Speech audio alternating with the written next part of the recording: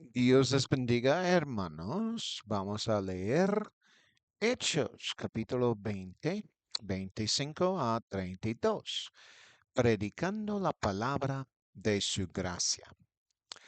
Y ahora he aquí, sé que ninguno de vosotros entre quienes he ido predicando el reino de Dios volverá a ver mi rostro.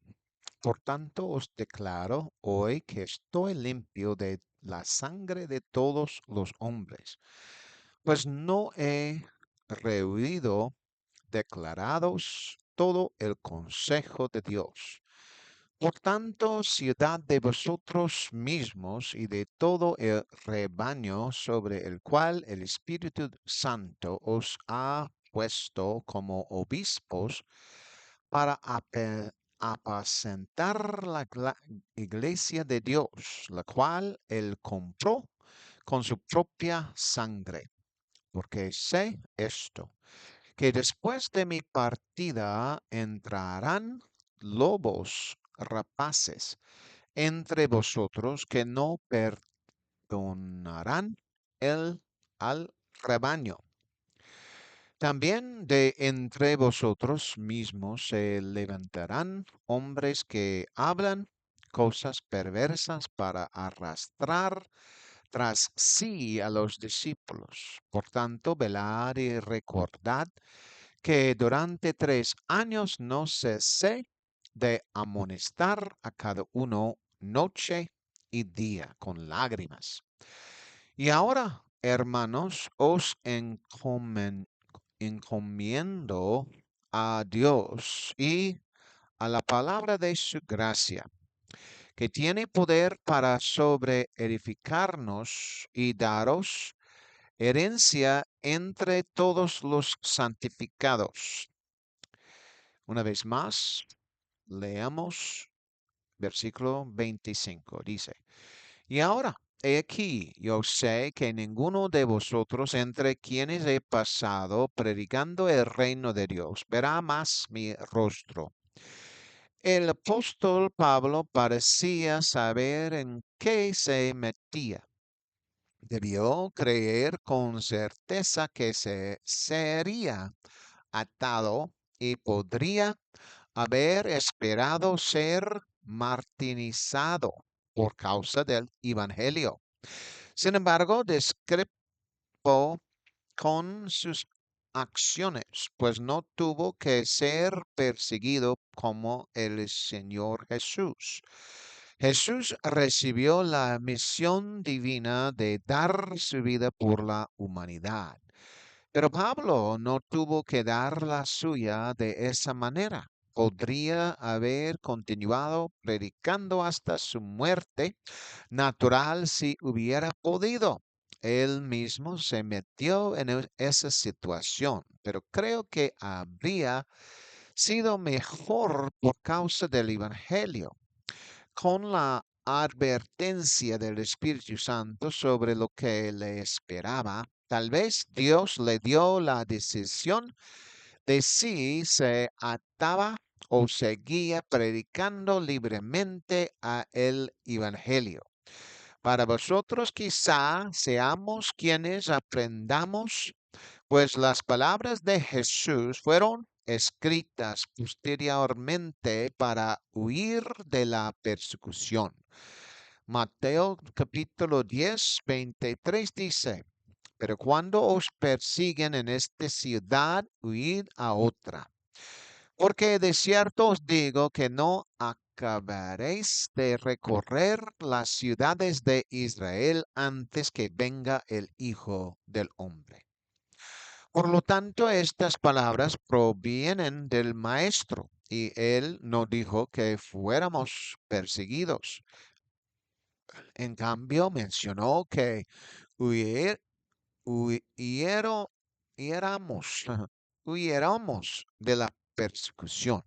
Algunos podrían creer que enfrentar la persecución no es huir con miedo, pero Jesús dio su consejo, que es el mejor consejo, pues querer que el Evangelio se predique en todas partes. Por lo tanto, donde quiera que haya comenzado la persecución, puede ser que no sean dignos, pero alguien más sí lo sea. Por lo tanto, huye, como dice el versículo, a otra ciudad. Si bien dijo esto a quienes transitaban por las ciudades de Israel, sin duda puede aplicarse incluso fuera de la nación de Israel. Jesús mismo lo demostró en su ministerio. En Mateo 12, 14 a 15 dice lo siguiente. Entonces los fariseos salieron y conspiraron contra él para destruirlo. Pero al saberlo Jesús se apartó de allí y le siguió mucha gente y los sanó a todos. Aquí vemos que los fariseos querían destruir a Jesús. ¿Cuál fue la reacción de Jesús ante lo que querían hacerle? Se escapó de allí yéndose. Es decir, dice con franqueza, se apartó de allí. Obviamente fue porque no era su hora de morir por la humanidad. Sin embargo, a los feligreses no se les exige morir por nadie. Claro que podrían convertirse en mártires por el reino de Dios, pero Jesús ya nos había indicado que debíamos huir de la persecución. Sin embargo, Pablo parece estar contento de dar su vida por el Evangelio de una manera que no seguía ese consejo. Sí, puede que no lo haya oído, pero sabía que lo que le iba a suceder. Yo diría que el Espíritu Santo, Dios mismo, como decimos, le permitió tomar esa decisión. Pudo testificar de muchas maneras a otros, lo que le permitió viajar a Roma por el Evangelio. Sin embargo, si se hubiera retirado como Jesús y según sus enseñanzas, podría haber seguido predicando en otros lugares durante mucho más tiempo, creo. Pablo sabía que quienes estaban con él ya no lo verían. Debió de ser una gran persona estar con él y predicar y el evangelio, pues produjo mucho fruto. Sin embargo, la decisión que Pablo estaba tomando no le hizo pensar que huir de la persecución fuera lo correcto. En cambio, pensó que enfrentarla era el mejor método. Pero eso no coincidía con las palabras de Jesús, aunque probablemente no las escuchó ni estaban escritas. Versículo 26 dice, por lo cual os declaro que hoy que estoy limpio de la sangre de todos. Pablo había trabajado con todo su corazón en el Evangelio y por el reino de Dios, de modo que podía afirmar que estaba limpio de la sangre de todos los hombres. Se había esforzado con diligencia por predicar a todo el que quisiera escucharlo. Pero además les había enseñado todo el consejo de Dios, no solo una parte, sin duda, para enseñarles o predicarles todo el consejo de Dios se requería que hombres y mujeres desearan sentarse a escucharlo. Algunos se quedaban un tiempo y luego se iban. Sin embargo, lo que puede resultar un poco confuso en que en Atenas, cuando compartió el mensaje del Evangelio, solo lo hizo un día. Algunas de esas personas incluso declararon que deseaban volver a escucharlo sobre el tema. Me pregunto si Pablo regresó alguna vez a Atenas. A veces hay quienes predican o enseñan y la gente solo los escucha una vez. Sin embargo, estaría diciendo Pablo, por ejemplo, sobre lo que hizo en Atenas, que pensó que era suficiente y que deberían haber creído.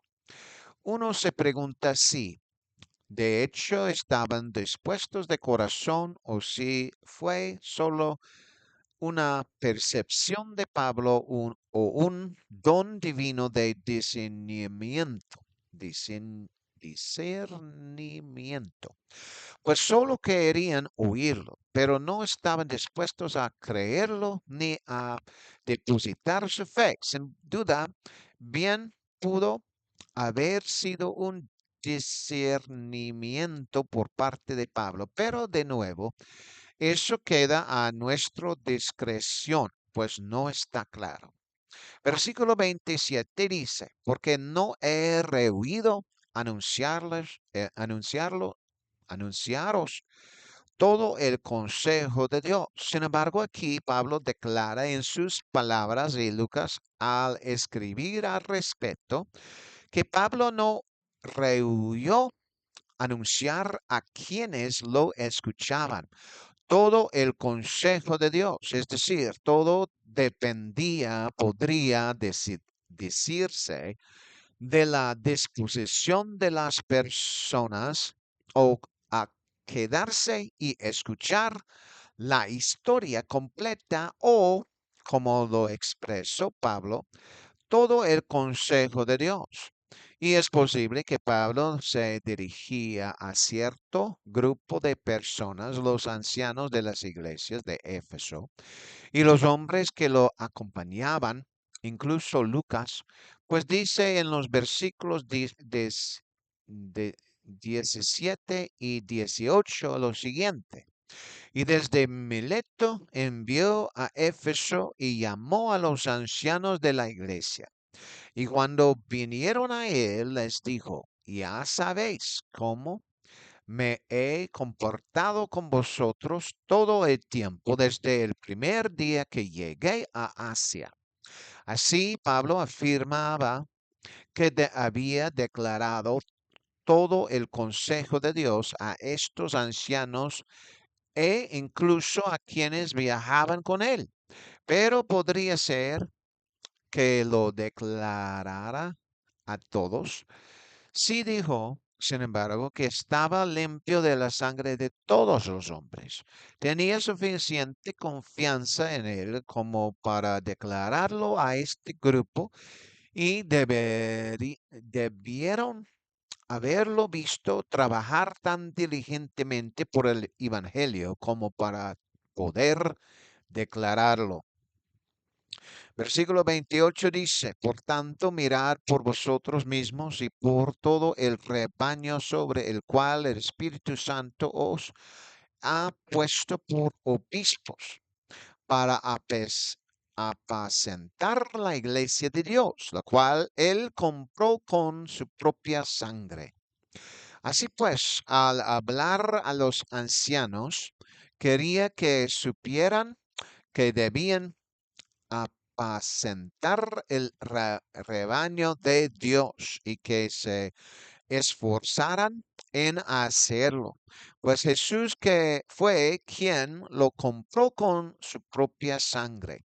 Obviamente, al mencionar que el Espíritu Santo los había puesto por obispos y que debían apacentar la iglesia de Dios, de la impresión de que Dios lo había comprado con su propia sangre. ¿Cómo lo hizo Dios? Por supuesto, fue por la sangre de Jesucristo y como dice primero de Timoteo 3:16, Dios se manifestó en carne. Por lo tanto, es cierto que Jesús era Dios hecho carne, lo que significa que el Padre de la humanidad vino a esta vida como ser humano. Solo por ese medio. Solo por ese medio se afirma aquí que la iglesia de Dios fue comprada con su propia sangre, la sangre de Jesús, el Padre de la humanidad revelado en carne.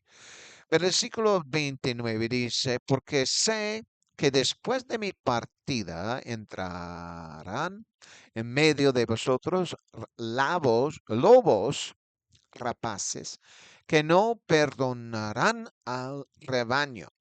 Aquí Pablo pareció abordar un tema relacionado con los lobos rapaces que entran en medio de la iglesia y no perdonan, perdonan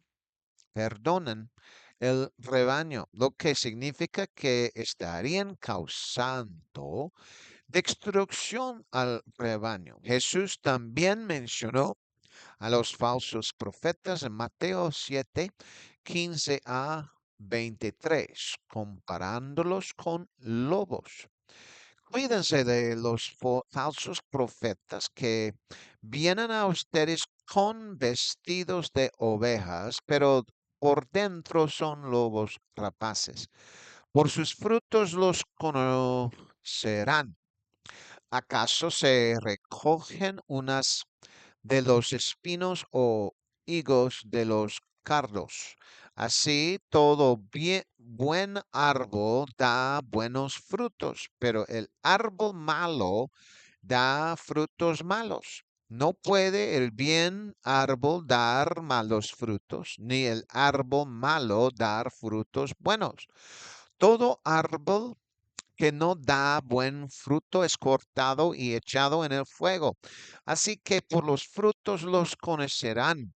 No todo el que me dice Señor, Señor, Señor, entrará en el reino de los cielos, sino que el que hace la voluntad de mi Padre que está en los cielos. Muchos me dirán en aquel día, Señor, Señor, ¿no profetizamos en tu nombre y en tu nombre echamos fuera a los que hacen maldad?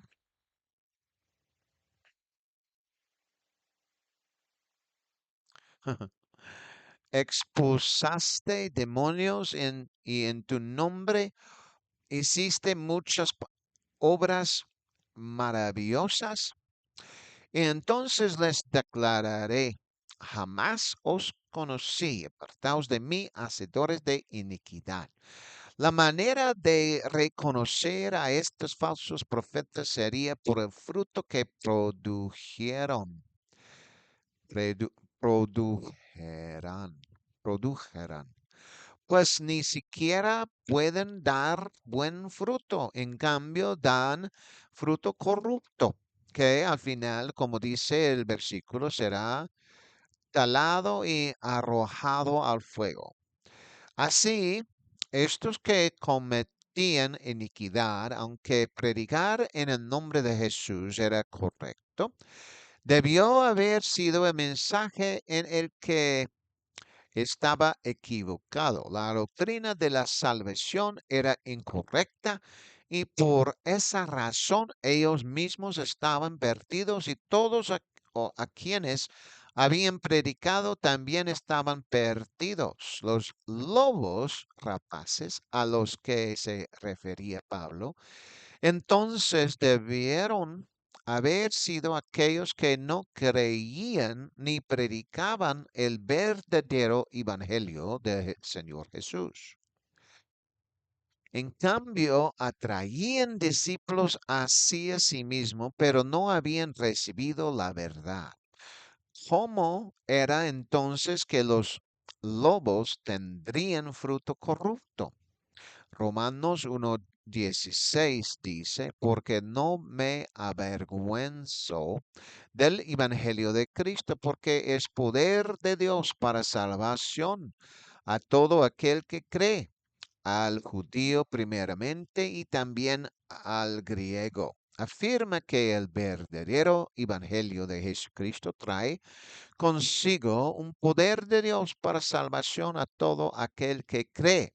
Así pues es necesario creer en ese mensaje del Evangelio para que uno pueda recibir el poder de Dios, porque ese Evangelio también en el portador tiene el mensaje dador de vida para que el poder de Dios venga a su alma.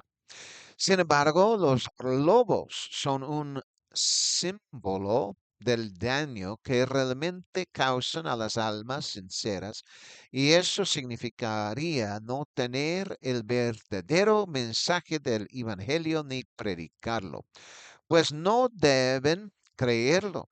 Por eso, por su propio poder o santidad, no pueden alcanzar el poder de Dios ni la santidad que Dios otorga a quien ha creído en la verdad, pues mediante una doctrina falsa se produce la corrupción, la cual permanecerá a menos que quien la preste acepte la verdad y se arrepienta de predicarla. Versículo 30 dice, también de entre vosotros mismos se surgían, suri- surgirán hombres que hablan cosas perversas para arrastrar tras sí a los discípulos. Aquí el apóstol Pablo debe referirse a aquellos en la iglesia que hablarían cosas perversas para arrastrar tras sí a los discípulos. Perverso significa lo siguiente, corrupto, contrario a la justicia y también debe significar contrario a la santidad. Además, se opondrían a la verdad, a la santidad y la justicia. Todo en el lenguaje para que los discípulos los siguieran. Es decir, rechazarían su deseo de hablar de la verdad en los ámbitos de la santidad para tener seguidores en otro sentido. Y dice Pablo, estos provendrían de entre los líderes de la iglesia y aquellos que no hablarían justicia, sino que sus palabras comenzarían a alejarse de la santidad hacia lo perverso, siendo tercos en sus propios caminos para así conseguir más discípulos que los siguieran, pero el fruto sería corrupto. Al hablar cosas perversas no producen fruto de santidad ni justicia. En cambio, producen discípulos similares, perversos o corruptos en sus caminos. Por lo tanto, la manera de lograr que las personas tengan una revelación de Jesucristo es predicar y enseñar sobre el tema para que las personas comprendan, crean y practiquen la santidad. Es predicar y enseñar sobre el tema. La idea es que los pastores que están en la verdad desean que las personas viven en santidad después de haber recibido y respondido a la verdad del Evangelio. Para que lo hagan, también es necesario predicar y enseñar sobre la santidad. Versículo 31 dice, por tanto, velar y acordaos que por 3 años de noche y de día no he cesado de amonestar con lágrimas a cada uno.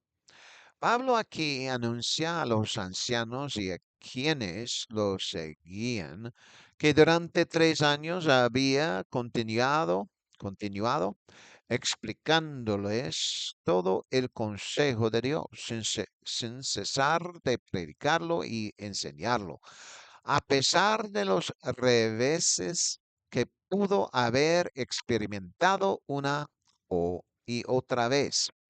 Continuó y pudo compartirlo con todos, sin importar si quienes habían comenzado o si habían llegado al final.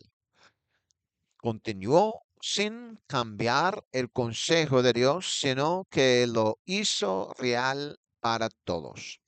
¿De qué manera predicaba y enseñaba, incluso al conversar con ellos?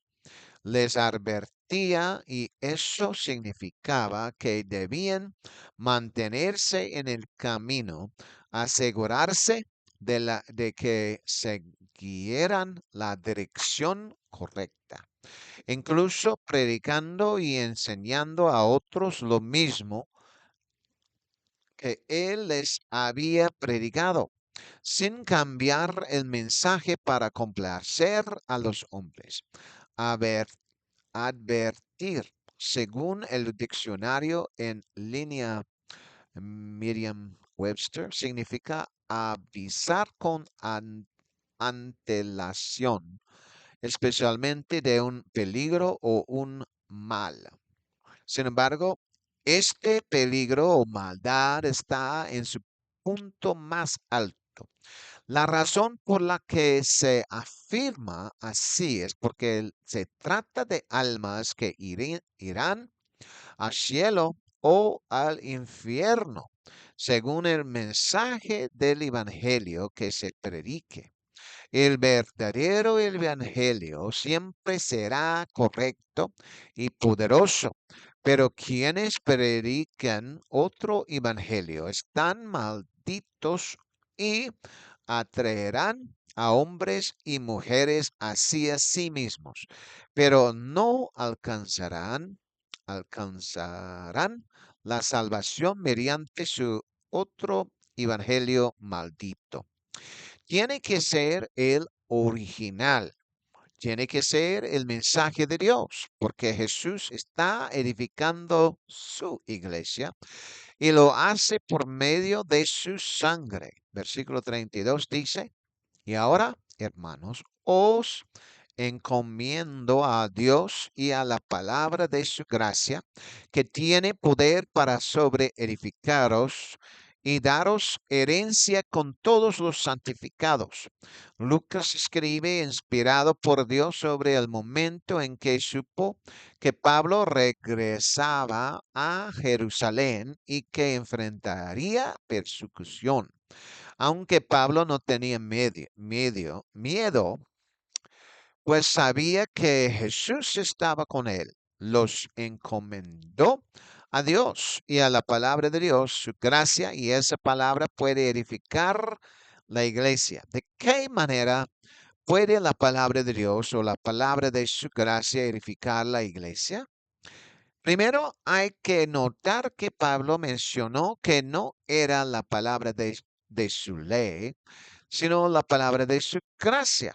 Eso hace una diferencia asombrosa, porque la diferencia está en el hecho de que la ley no podría hacer perfectos a los que se acercaban a los sacrificios a Dios. Ajá. Como dice en Hebreos 10:1, porque la ley teniendo la sombra de los bienes venideros, ni la imagen misma de las cosas, nunca puede por los mismos sacrificios que se ofrecen continuamente cada uno a hacer perfectos a los que se acercan a ella. Sin embargo, según la palabra de su gracia, la gracia es asistencia divina inmerecida dada a los seres humanos para su regeneración o santificación. Ver- Virtud que proviene de Dios, un estado de santificación disfrutado mediante la asistencia divina, aprobación, favor, misericordia, perdón, incluso privilegio. Por lo tanto, se puede decir desde esta perspectiva, la palabra de su gracia perfecciona a quienes acuden a Él porque Él es perfecto y su perdón, regeneración, santificación, misericordia, perdón perfeccionarán a las personas, no la ley. Por lo tanto, ya que predicamos la palabra de su gracia, aquellos a quienes predicamos reciben gracia si predicamos el verdadero evangelio y les advertimos que permanezcan en la gracia de Dios, pues esta trae salvación. Si lo que predicamos no los lleva a una posición de perfección o verdadera misericordia y perdón, ¿estamos predicando entonces la ley o la gracia? Y eso es la palabra en el nombre de Jesús. Que Dios les bendiga. Amén y amén.